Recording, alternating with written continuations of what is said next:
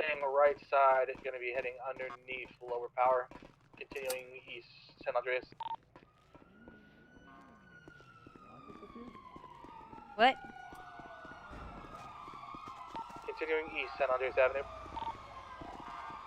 What's going on? This is your office? That's right. This is my office. Very nice. I know. It's got a great view. Best view in the city. Although sometimes hazardous shots fired towards it or birds shitting on the roof. I don't know. Anyway, I'm going to turn off the radio. Okay.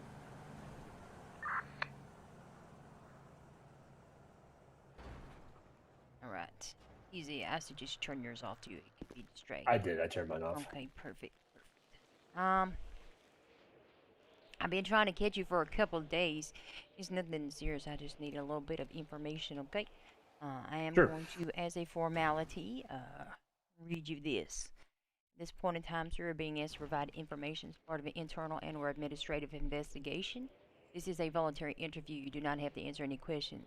No disciplinary action will be taken against you solely for refusing to answer questions. However, the evidentiary value of silence may be considered as part of the facts surrounding the case. You understand? Are you willing to proceed?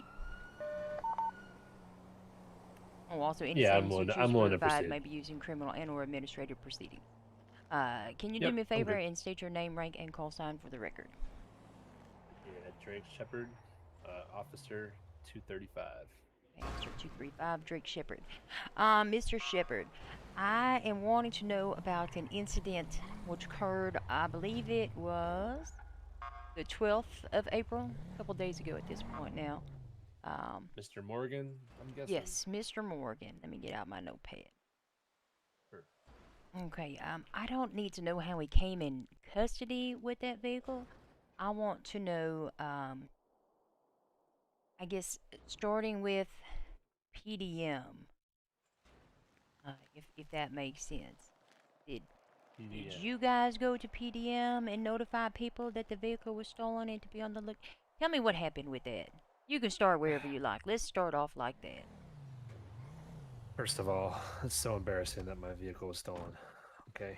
To start, we were at Pillbox with a 95, and we came out there, and my vehicle was gone. I was pretty sure I locked it, but neither here nor there. My vehicle was gone.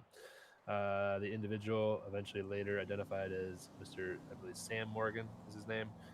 He was driving up and down past the pillbox, kind of bragging about his vehicle that he just acquired, and we began to pursue him. We were looking for him. Connor Homer said he saw them at PDM, so we actually headed over to PDM. He was gone by then. How did Connor Homer notify you that they were at PDM? He was on the radio. He came onto the police radio and said, "Correct. Your Crown Victoria is at PD." And you are sure of that? Hold on. Let me rethink. Let me trace my steps back.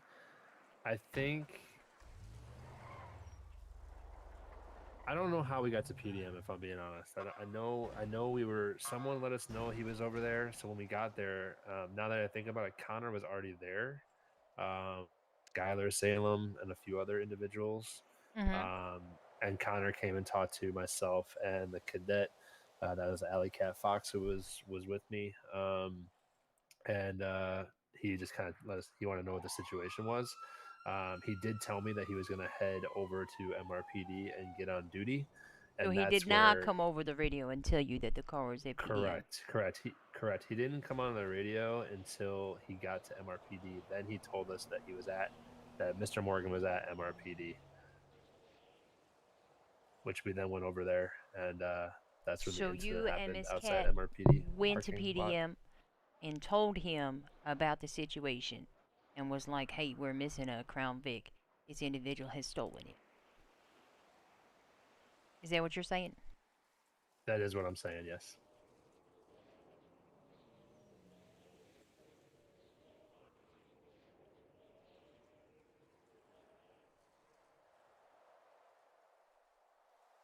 And then at that point in time, Homer told you he was going to the police station to get on duty? He said he said he was going to the police station to get on duty to help us out and look for the Vic. When he went there, I believe Mr. Morgan was actually at MRPD. Um, Connor then radioed us. I'm assuming he was on duty at that point. He radioed us and let us know that he was there. So we made our way over there. When I pulled up to the front parking area, not where we park, but the front parking where citizens park, um, he was there. Mr. Morgan was out of his vehicle. Connor was outside with Mr. Morgan, and that's when he accidentally struck Mr. Morgan.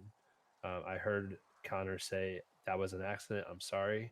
And then Mr. Morgan got in his vehicle and or got in my vehicle and drove off.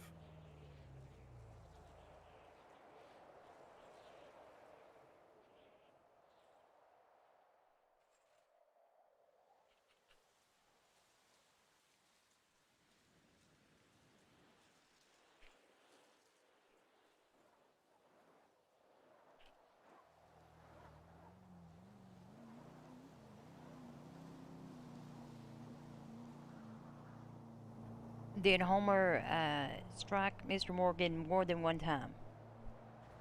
No, ma'am. I only saw one time. You only saw one time. He didn't chase him down the road and hit him again or anything like that? No, ma'am. I'm 99% positive. I only saw one strike. Okay, and do you run any body cam footage or anything? He actually informed me even after that I could have actually fired at Mr. Morgan because Mr. Morgan was getting inside. Yeah, and I even told him I was actually a little gun shy on doing that. So now I know, but Mr. Homer did let me know that. Okay. At any point in time, was anybody like, oh, well, now we have his DNA? Yes. Who said that? Connor did say that his DNA was on the ground.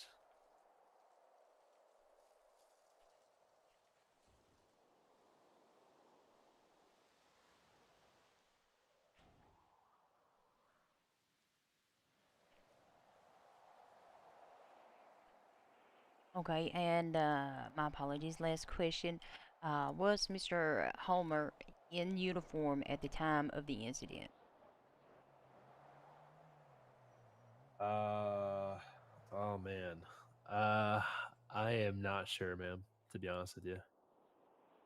It all happened so fast because as soon as he was out there, he struck Mr. Morgan accidentally, and then Mr. Morgan got in my vehicle, and then we went after Mr. Morgan. So I really didn't catch, and I unfortunately did not have my body cam on. Okay, let me double check, make sure I have everything. Sure. The day we spoke, you stated that your vehicle had been stolen from Pillbox Medical Center. The suspect or individual inside of your vehicle, later identified as Mr. Morgan, was observed driving back and forth past Pillbox Medical Center. You pursued him several times, but lost him subsequent. You then eventually ended up at PDM and informed Connor Homer, an off-duty officer, of the stolen vehicle. Mr. Homer then advised you that he was going to go to Mission Road to get on duty and to help you out. Shortly after, you heard over the radio that Digital Den. Mr. Morgan was at Mission Road. When you arrived at Mission Road, both Mr. Morgan and Connor were both outside of their vehicles in front of Mission Road. You observed Mr. Homer strike Mr. Morgan one time and apologize. Mr. Morgan then re-entered the stolen police vehicle and left the scene.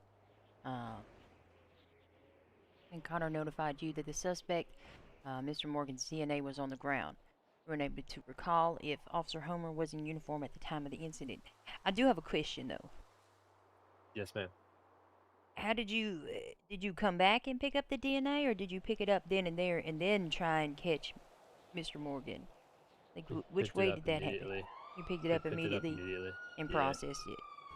So, but you still don't recall. I think we picked it up. I think we picked it up and then tried to pursue. Once we lost eyes, we went back to MRPD, if I remember it correctly, and then analyzed the blood. So there was time for you to pick it up and then still have eyes on the fleeing car? I think that's. I mean, we never really, to be honest, like we never really saw it. We just got back in the car and tried to look again. You know, if like he was still like maybe around the block or two, Okay, and then okay. when we couldn't find him, we turned around and went back.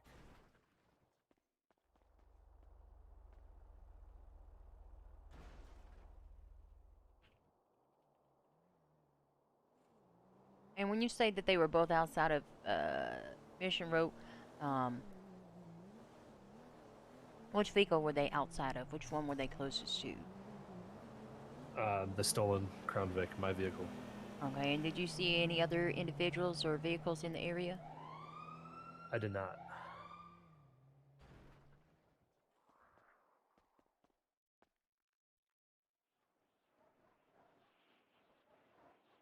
You didn't see a PDM test car, like a supercar of any kind, or a Kuruma, or anything like If that? there was one there, I You just, didn't notice yeah, it. well, you No. can just say you don't recall if you don't recall, Yeah. or if Yeah. you're sure that there was no other vehicle, then you can say that. Yeah. I don't recall. I'm gonna give you a bit of advice, sir. Whenever you are Yes, being ma'am. asked a question, whether that's by me or anybody else, or especially in a court of law, if you don't recall, then you don't recall. If you know for sure that there was not or there was, then answer the question that way. Yes, ma'am. Just Because very nervous, ma'am. don't be nervous, sir. I'm not looking to hurt anybody. I'm just trying to get a situation clear. Um, Gotcha. but I can tell you, if you misspeak on the stand, especially in court, they will trip you up and discredit you, and that will blow an entire case. Ma'am, is this going to court? I have no idea. Oh man. Okay. You should be alright, though. Okay. I appreciate your time. Is there anything I have not asked about that you feel should be covered? No, that's. I do have a question actually. So in that situation, for something like that, when it's an accidental, um, occurrence, are we? I'm guessing we're not supposed to use that to analyze any kind of evidence in regards to that occurrence, if that makes sense, ma'am. It's Because I mean, we analyzed it, and then obviously I filed a warrant for his arrest, right? we'll find out about it. That's And what then I part of know he this was is arrested for. later. Yeah. Okay. And that's kind of All what right. his lawsuit is based off of, and it's very Got it. weird, if I'm being honest. Very weird. I don't know. Yeah. I don't know. Well, I could tell you it was. I could say with absolute certainty that it was one punch. Okay. So that's all I got. I'm just gonna add that note and just add that real quick, and you're